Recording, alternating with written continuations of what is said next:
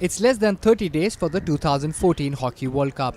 The Kyocera Stadium at The Hague awaits 12 men's and women's teams for the World Cup beginning May 31st. But are things okay in New Delhi where the Indian men's team trains in 43 degrees? Not if you are chief coach Terry Walsh.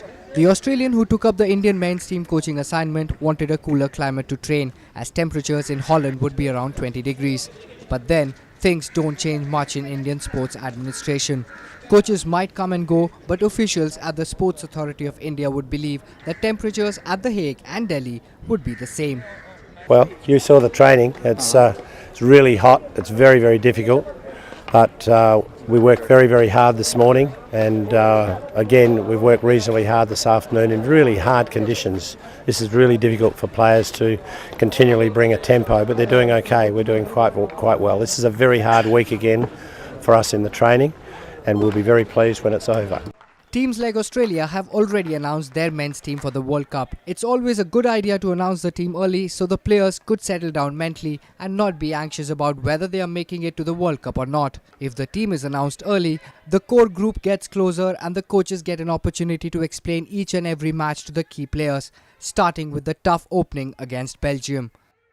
There's a lot of ground for this team to cover on the international scene, but we're not going to be able to cover much more before we refine what we have to go to the World Cup.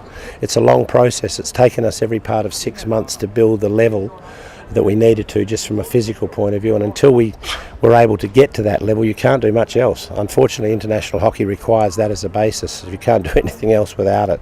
So the guys have worked very, very hard, really hard.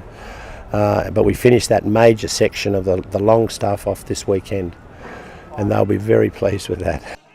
India finished 8th at the 2010 Delhi World Cup. Hopefully the team would try and jump 2 notches up to finish in the top 6, which would be a very encouraging result. If Indian hockey requires a turning point, the turf at the Kyocera Stadium may well provide that. This report was brought to you by NNIS.